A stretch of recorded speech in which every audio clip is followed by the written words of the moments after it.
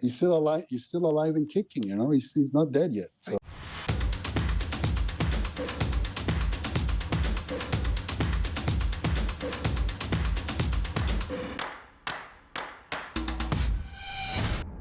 What's up guys and welcome. You are watching Fazi Fitness. So let's start this video with a story that is one hell of a new chapter in bodybuilding. And honestly, I suspected this 4 days ago when I saw this comment under Patrick Tour's post and his response towards that. Now that topic was so openly discussed on the Menace podcast with Dennis James and Milos. So it's time to report it here as well. Nobody talks about Big Ramy anymore. Well, I mean, this is what happens when people just stay away for a while. I mean, people stop talking about you. It's normal. That's just the way it is. So, Patrick did not confirm the news, but at the same time, he did not deny the possibility of the former Mr. Olympia Big Ramy working with him for the upcoming Mr. Olympia 2024. And he could be the one coaching him for this one. So the way he was positively speaking about Ramy, both Dennis James and Milos also sensed that. And this might very well be the next big story of 2024 season, which has been really amazing so far. He's not dead yet. So are you working with Ramy now? I'm not saying anything. I'm just saying. No, I'm just saying. Yeah, but I agree with you. So Big Ramy prepping for his comeback, for his return to the Olympia stage in October this year, under the watchful eyes of Patrick, whose track record with his athletes has been amazing. We have seen him help guys like Keon Pearson, John De Rosa bring their absolute best to the stage. And not to mention Michael Dabo, who is arguably the most right guy in bodybuilding right now. And also keep in mind, these are some of the athletes whose careers totally changed when they started working with Patrick. So there is a very big bodybuilding event coming up in 4 weeks time. And that is the Pittsburgh Pro guest posing, where we are going to see the 2 times Mr. Olympia, Big Ramy guest pose this time, as he is scheduled to be there. So him standing next to all the top guys, that will be such a good preview on what can we expect in October. Whether you work with him or not, I mean, Ramy is always a threat. If Ramy can come at his best, I think Ramy has a better shot than Samson. Plus, the month of Ramadan is about to end, because we have like 2 days left. So Big Ramy will be back on his plan, eating big, and back on all the gear and PEDs as well. And I suspect that he is gonna look a lot bigger this time, unlike what we saw from him last year at the Pittsburgh Pro. The people were kinda disappointed to see Ramy's size, because he was a little bit downsized. And the reason was he was totally off everything training, diet, gear after the Arnold Classic. Plus the month of Ramadan was also a factor. So can't wait to see him guest pose on that Pittsburgh Pro stage. But the story about working with Patrick, that is still speculation, I have to tell you guys. Neither Big Ramy nor Patrick has confirmed that yet. A good Ramy is like a bigger version of Hadi. You know, obviously not the same details, but it's like muscularity wise and the way he takes up space on stage. There's no other athlete like him. Right. And I still I feel if Ramy gets hungry, if Ramy is focused, you know him well, Dennis. Yeah, he needs to stay focused.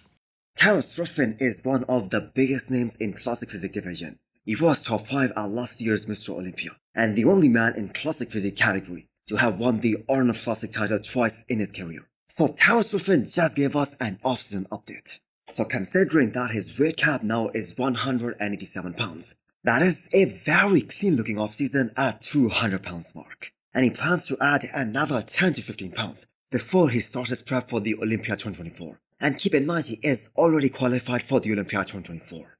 So even if we go by his heaviest stage weight last year, he was more than 10 pounds shy of his Classic Physique weight cutoff. So Terrance is the only guy in that group of top 6, or even top 8, who has this much room to get bigger, because all the other guys are struggling to make the weight cutoff. We know Brion Ansley is right at the ceiling, and for quite some years now. Ramon Dino, even after those new weight regulations, he hardly makes the weight, and same goes for Urs as well. Wesley is the only one who has some room to grow. Now we know Terrence Ruffin has stated multiple times that he would never like to be close to 187 pounds in the future. He has to be very careful about how much muscle he can put on because of his height factor. But he will most probably be heavier in 2024. We saw the absolute best of Terrence Ruffin in 2023. And that is why he made it back into that top 5. So this offseason was a much needed one for Terrence Ruffin. In order to improve, in order to keep evolving with the division. Because this time everyone has to keep in mind that there is going to be a new factor in that top 5. And that is Wesley Wiesers. And everyone, including Terrence Ruffin, has to worry about him as well, as he was able to just beat Oskar Leschinski and Ramondino as well at this past Arnold Classic. So in the discussion of the biggest arms in the current times, we have only two contenders, Michael Krizo and Nick Walker. So Hunter Labrada just recently got his arms mounted. Those are definitely one of the biggest guns in the men's open bodybuilding in 2024. Just shy of 23 inches. So Ronnie Coleman had 22 inches arms, but that measurement was taken when he was in a contest ready shape. So I'm sure Ronnie's arms were a lot bigger when he was in the off season. And Hunter Labrada currently is in the peak off season phase. And he is still pushing. He is still getting bigger. This is the heaviest Hunter Labrada has ever been, and he's planning to go further. So everything has clicked so well for Hunter since he stopped drinking his meals. And this is the best he has ever looked in the off-season. He's bigger than ever, but at the same time he is leaner than ever as well. So in my opinion, Tampa Pro 2023 was the best look of Hunter's career. And that is a look to duplicate, but with another 10 to 12 pounds of muscle. That is an insane amount of muscle in just 1 year. And that is what Hunter said in that interview on the Cutler's Cast, that is what the aim is for 2024. I'm going to put on stage the Tampa conditioning with another 10 to 12 pounds of tissue. Last year, Tampa went really well. That prep went pretty damn well. Things started getting a little wonky after Tampa leading into Texas. Whenever I finished up with Texas, my body just started not playing ball. Very much so not playing ball. It was a long year for me. 3 weeks out from the Olympia, Ben and I had to talk about pulling me out of it, just to give you an idea about how off things were. I've been there. So I know you've been there. And even if he manages 68 pounds, with the same conditioning that we saw from him at Tampa Pro, that is going to be an insane look. That is going to be a wild package. He was really impressive at Texas Pro and at the Olympia as well, but that Tampa Pro look, that was definitely his best conditioning. So him and his coach are still trying to find the perfect formula, where he is not only crispy, dry and hard, but also full as well. I believe this is gonna be the best Hunter Labrada to date. So I did cover the Arnold Classic Brazil prejudging for Classic Physique Division yesterday, and what a great show that turned out to be. So as I mentioned it yesterday as well, on the basis of pure density and muscle maturity, the judges were gonna be inclined towards Fabio Junio.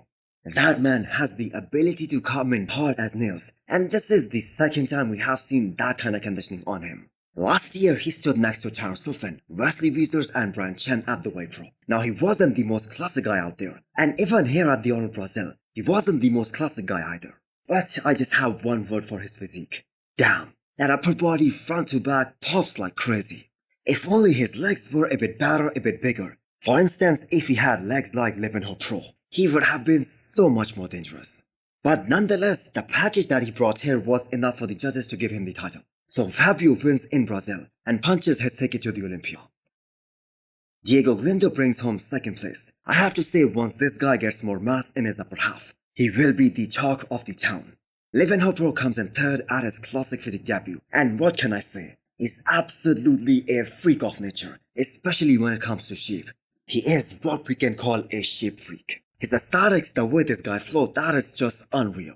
I just hope that him not being hard enough, that had something to do with the peaking process, rather than his weight cutoff in Classic. Because peaking problem can be fixed, but we cannot fix the weight cap issue. I still think there was a huge argument for him to win this show, because he was in a good condition, and he had the best shape out of all these guys. He was more Classic than out of all these guys. So, more to come when it comes to Livinho Pro. This is just the start of what's going to be a very good Classic run. And I'm sure he's going to compete more. I am sure we're going to see him on the Olympia stage in 2024. So hit the thumbs up button if you liked the video, and smash the subscribe button if you want to come back for more. Thanks for watching.